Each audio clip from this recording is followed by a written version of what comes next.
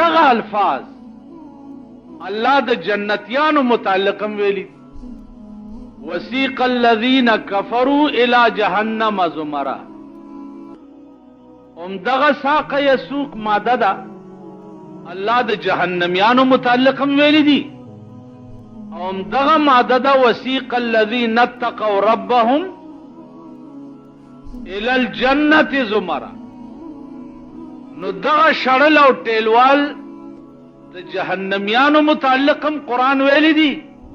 او دغه شړل او ټیلوال د جنتیانو متعلقم قران ویلی نو ګوره که جهنمی له ملائکه ټیلې ور کوي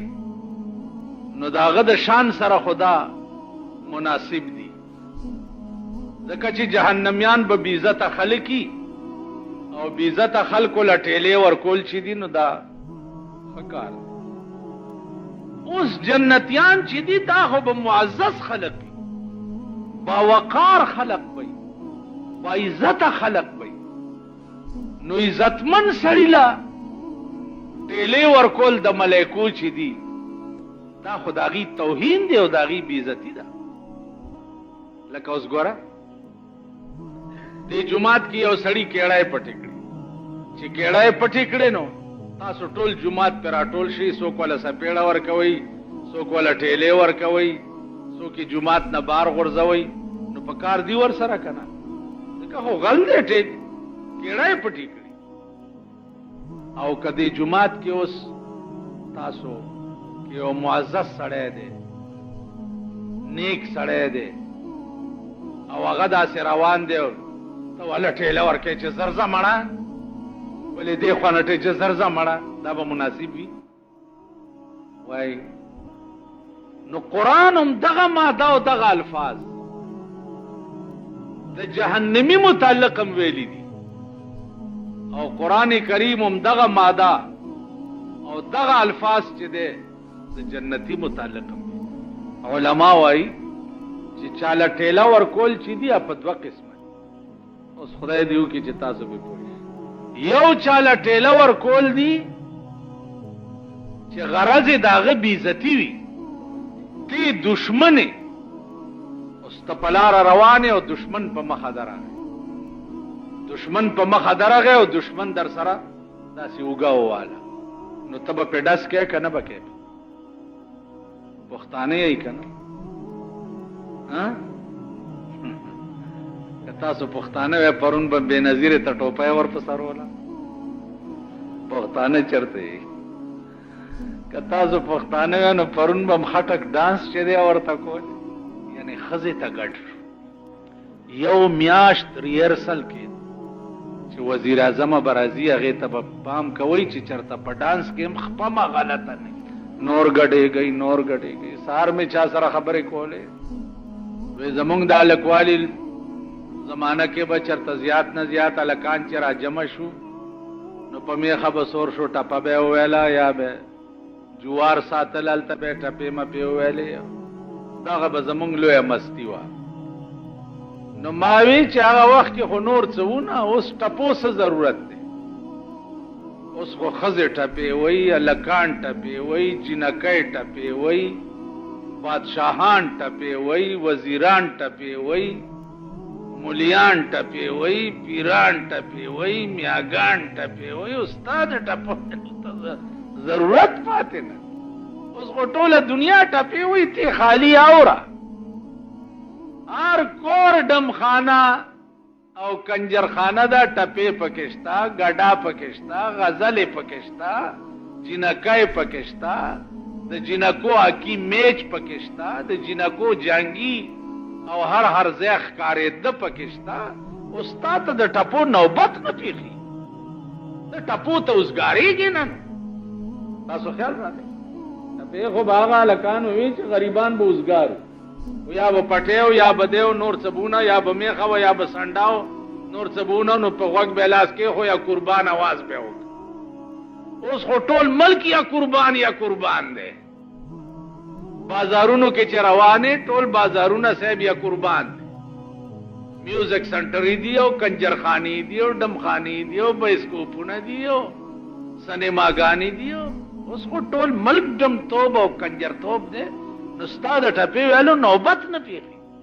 هغه ټپه بم چې چا وویله په دې پلوسۍ کې مخدرزي پلوسۍ ورته وایي یو مولانا صاحبو ډېر لوی معلم او ډېر پاک انسان کوڅه کې یو هلک په میخه سورو او روانو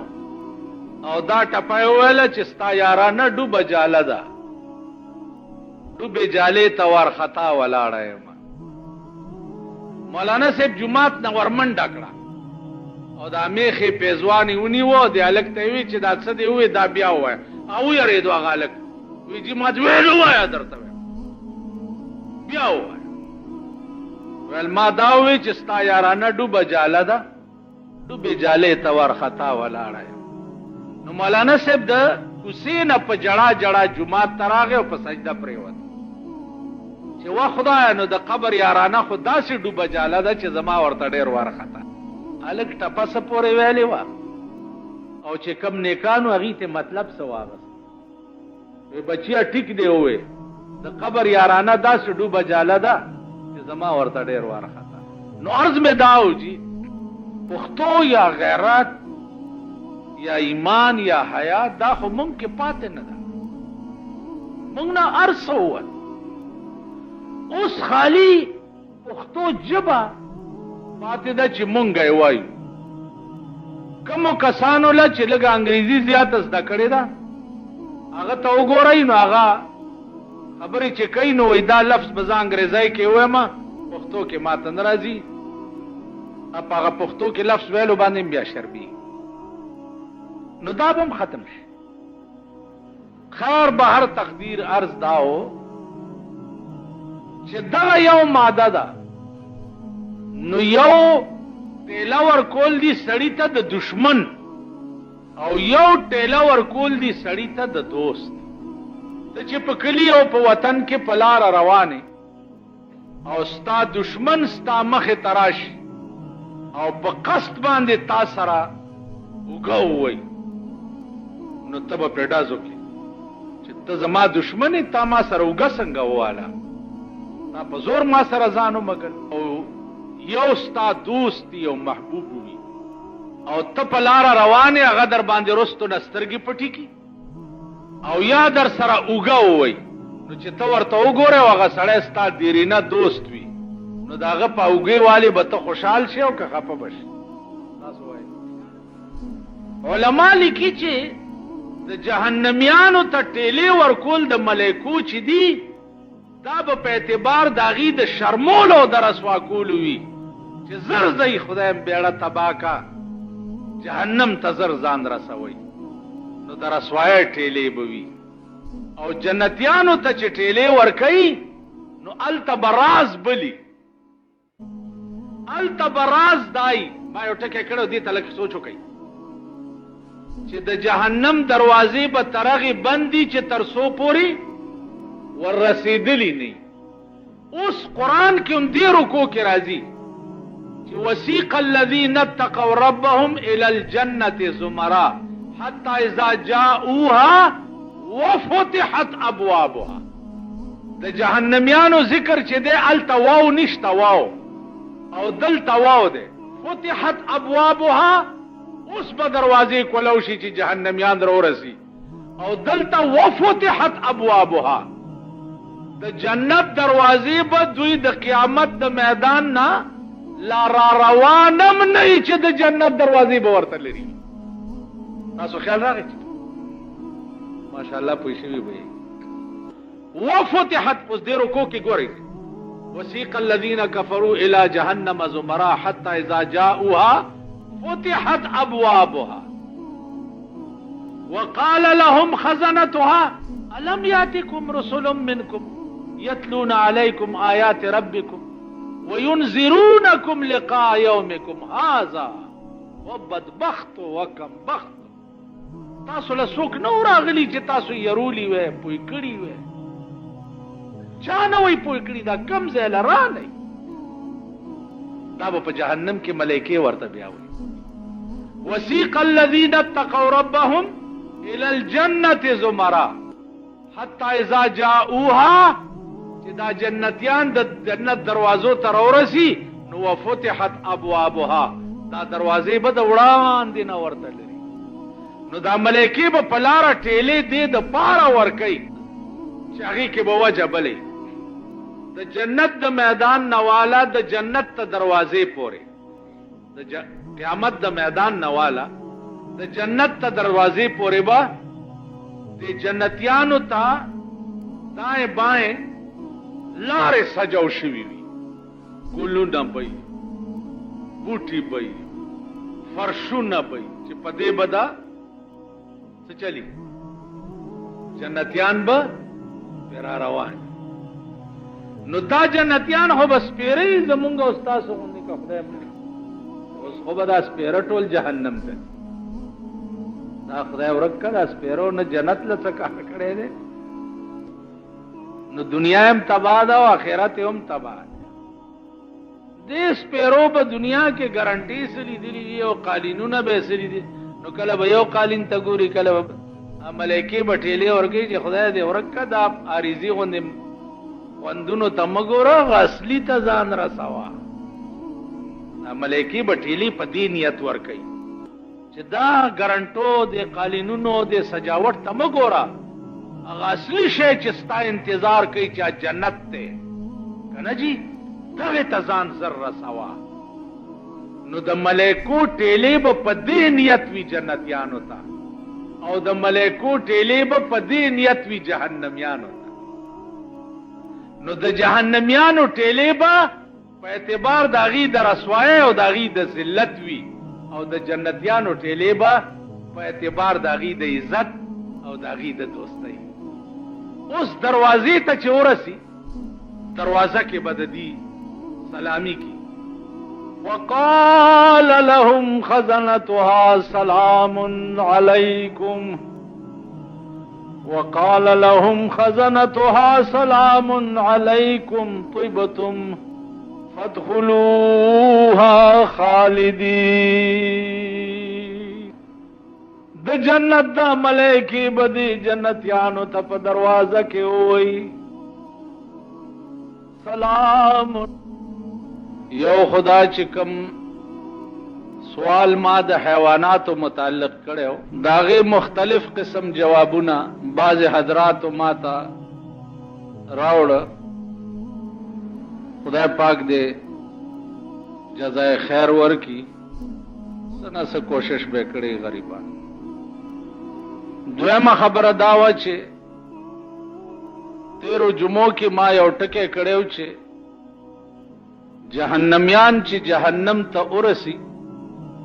نو قران کې راغلي دي چې فتحت ابوابها دا جهنميان چې ورته ورسی نو دغه وخت کې به د جهنم دروازې کولاو شي چې دوی را رواني نو د وړاندې نه به دروازې کولاو نه علماء لیکي چې دې کې راز دا ده چې د جهنم ته دروازو رسیدو پورې کسو وجه دې پیش کړه او ځان دې خلاص کړوم نو لا دروازې بندي د نن تلو نه به بچ شي او چې دروازې د جهنم ته راورسي او تر دغه وخته پورې دې څه وجه پیش نه کړه نو لاړې عمر لا تباه شو دا الفاظ د قرآن دي وسیق الذین کفروا الى جهنم زمرا حتى اذا جاءوها فتحت ابوابها دلته یو بل نقطه ده ساق یسوق شړلو ته ویلې نو داغه امتحان تا ګوره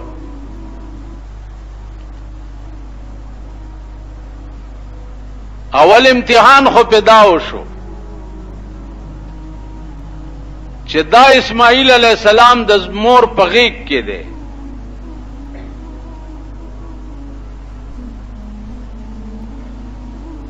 او د مور نامه بی بی هاجره ده او دې اوسېږي په شام کې او حکم ورته وشو چې فوراً دا خزه او زوی دی والا او لار شاو د مکی په غغرونو کې پرېدا او ته راځه.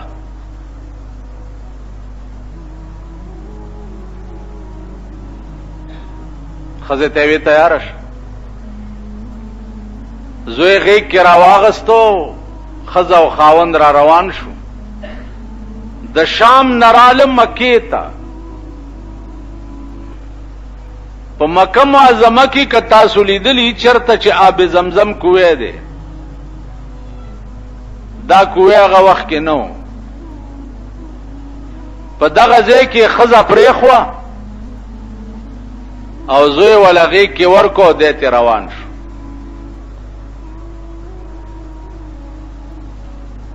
بی بی هاجره ورپسې आवाज وکړ چې ابراهیم چرته لاړې او دا مونږ دې چرته پریو.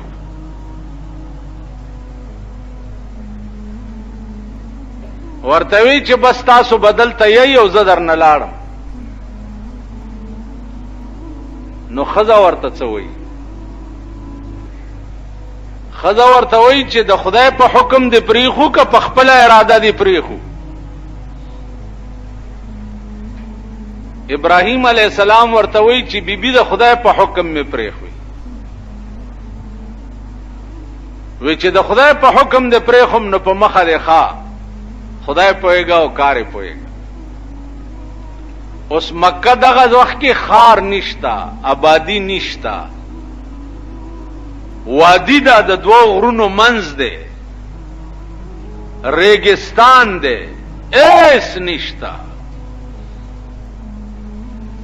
دته لارو شام.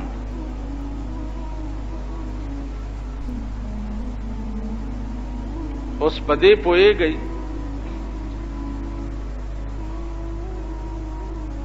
چړ سړی خزه او ماشوم بچي د غرونو په منځ کې پریدي او دته لاړ شي. پدې یو خدای پوهیږي چې په دغه وخت کې به د ابراهیم علیه السلام پړد څه تیرېده. دا خو چې تاسو ته ویلې شو نو الله به پته لګي.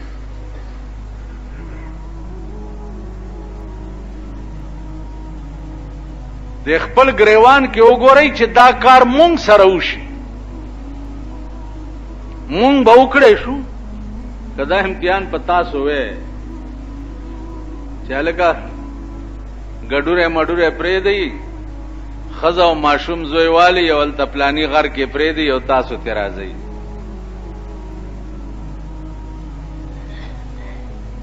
څومره خلق به قرباني وکړي. خدای راستی کوي نوم هم وایي. اوس آسان کار دی، پیسې ډېرې دي، دولت ډېر دی،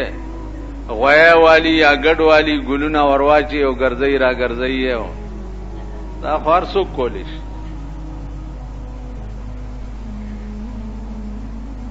سور رنگ هم په لا مګلی دا ګډان ګرځي په دې بازار کې. کدی خیال کړي سور رنگ هم په مګلی نو په اخر ورځ ګلونه هم په غاړه کې ورواچي.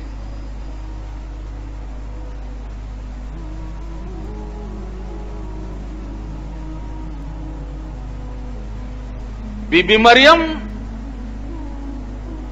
حیران شوا چه بار الہ زوی مم تگه ده او بنشتا.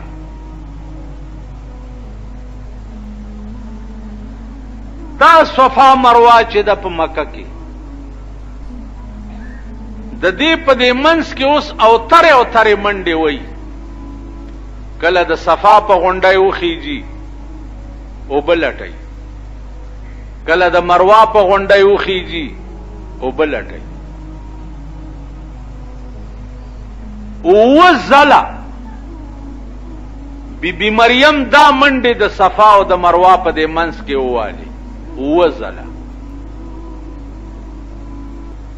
د دې دغه منډې الله ته دومره خوښې شوې چې تر قیامت پورې پاجیانو واجب کړی دي چې تر هغې بم حج نه قبلوم چې تر څوم د بی بی مریم سنت نه ادا کړي، د بی بی هاجرې سنت نه ادا کړي. تاسو به مو وزله منډې وه.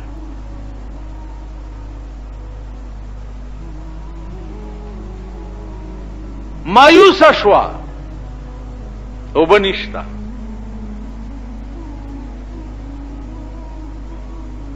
را